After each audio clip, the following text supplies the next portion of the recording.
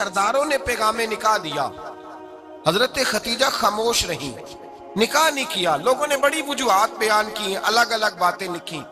शेख मौकिक शाह अब्दुल हक मुहद्दिस दिलवी फरमाते नहीं, असल बात और थी।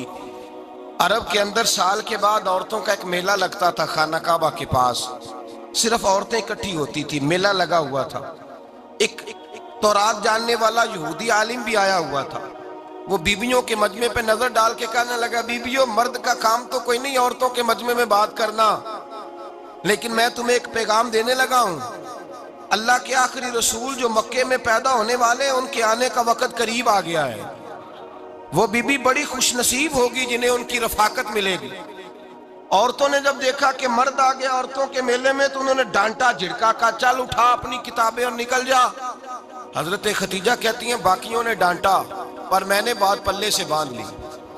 मैंने पल्ले से बांध ली और मैं इंतजार करने लगी कि अल्लाह करे वो नसीब मेरे ही हो, अल्लाह करे मुकद्दर मेरा ही खुले। आप फरमाती मैं तस्बीह पढ़ती, दुरूद पढ़ती, मैं उस जमाने में जो अल्लाह का जिक्र जिस तरह होता था वो मैं शुरू करती, और जब फारिग होती तो मैं इल्तजा करती कि अल्लाह मेरे नसीबे खोल दे। कहती हैं आहिस्ता आहिस्ता आहिस्ता आहिस्ता मैं हुजूर की तारीफ सुनने लगी, आहिस्ता आहिस्ता तारीफ सुनने लगी। नबी पाक सादिक हैं, अमीन हैं, सच्चे हैं, दयानतदार हैं।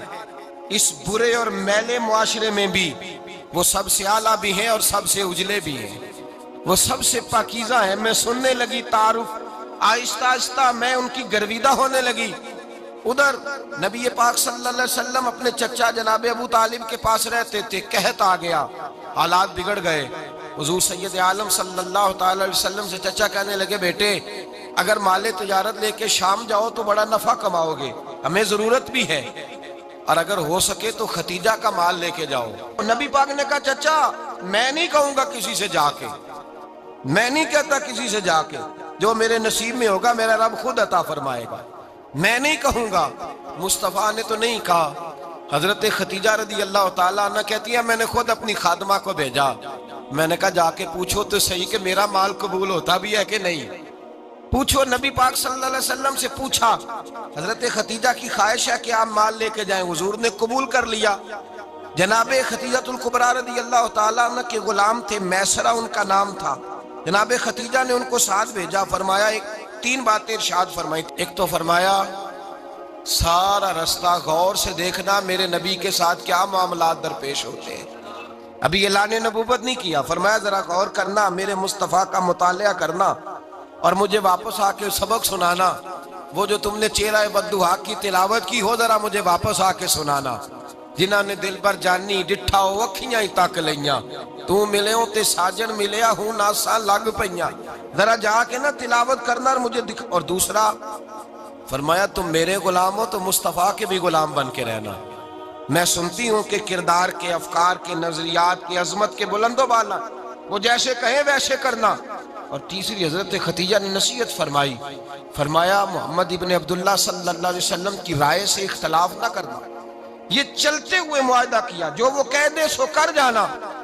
गुलाम कहते हैं मैं साथ गया, बातें मैंने सुन ली, लेकिन जब सफर शुरू हुआ ना, अभी चंद मंजिलें तय हुई थी, मैंने कहा खतीजा आपने क्या नसीहत करनी थी, इनके साथ जो रहेगा वो इनका गुलाम ही बन जाएगा, इनके साथ जो रहेगा। तू अजय मेरा महबूब नहीं डिठा जिन वेख के चन शर्मावे, जे रखे हथ फुल्लां विच हथ नाल फुल्ला रल जावे, ते अद्धी राती चन चढ़ जांदे जदों जलवा फरमावे।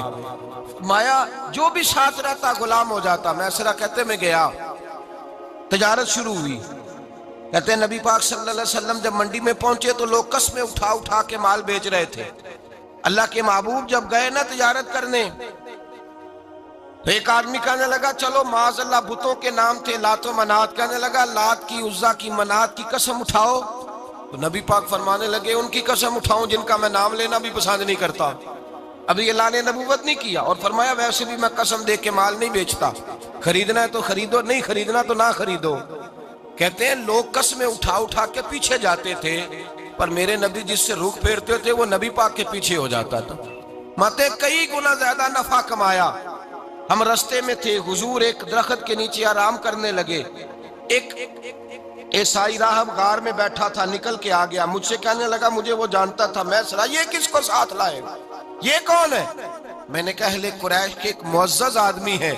کہنے لگے یار جس درخت کے نیچے یہ لیٹے ہوئے ہیں یہاں عام آدمی نہیں لیٹ سکتا، یہاں وہی لیٹے گا جو اللہ کا سچا رسول ہوگا، یہاں دوسرا کو لیٹ ہی نہیں سکا، یہ رسول ہے، ان کا خیال رکھنا، کاش میں اس وقت تک زندہ رہوں جب یہ نبوت کا اعلان کریں۔ میسرہ کہتے ہیں میں غلام ہو گیا، نبی پاک صلی اللہ علیہ وسلم کی ادائیں مجھے بھانے لگیں، جب واپسی پہ نکلے تو گرمی بڑی شدید تھی، فرماتے ہیں جب دھوپ تیز ہوتی تو بادل کا سایہ آ کے حضور پہ سایہ کر دیتا، بادل کا ٹکڑا نبی پاک پہ، اللہ جانے کہاں بیٹھ کے لوگوں نے کتابیں پڑھی ہیں جو کہتے ہیں 40 سال کے بعد نبی بنے تھے، پتہ نہیں کہاں بیٹھ کے کتابیں پڑھی ہیں۔ ہم نے تو جو سیرت پڑھی ہے وہ بتاتی ہے کہ تیری حیات پاک کا ہر لمحہ پیغمبر لگے، ہر لمحہ پیغمبر لگے۔ یہاں تو وہ لوگ جو کئی سال پہلے 20 اور 25 سال پہلے حضور سید عالم صلی اللہ علیہ وسلم کی رفاقت میں رہے وہ اعلان کر، لوگ پتہ نہیں کہاں بیٹھ کے کتابیں پڑھتے ہیں، کہاں بیٹھ کے۔ میرے نبی پاک سے صحابہ نے پوچھا حضور آپ کب نبی تھے؟ فرمایا ابھی آدم کی مٹی گوندی جا رہی تھی، ابھی آدم کی مٹی گوندی جا رہی تھی، میں تب بھی اللہ کا رسول تھا۔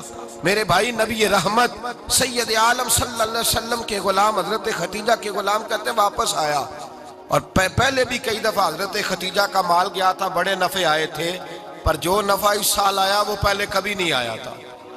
کہتے ہیں مجھ سے حضرت ختیجہ کی سہیلی بھی بیٹھی تھی، میں بھی آ گیا، اور جناب ختیجہ کی سہیلی کہنے لگی چل مال کے بارے میں کچھ بتا کتنا بکا، میں نے کہا مال چھوڑو مصطفیٰ کی سنو، اور پھر کہتی چلو ٹھیک ہے بادل سایہ کرتا تھا، چلو ٹھیک ہے، تم سے راہب نے پوچھا تھا یہ صحیح ہے انہوں نے تیری سارے رستے بڑی خدمت کی، تیرا بڑا خیال رکھا، پر یہ بھی بتا تجارت کیسے ہوئی؟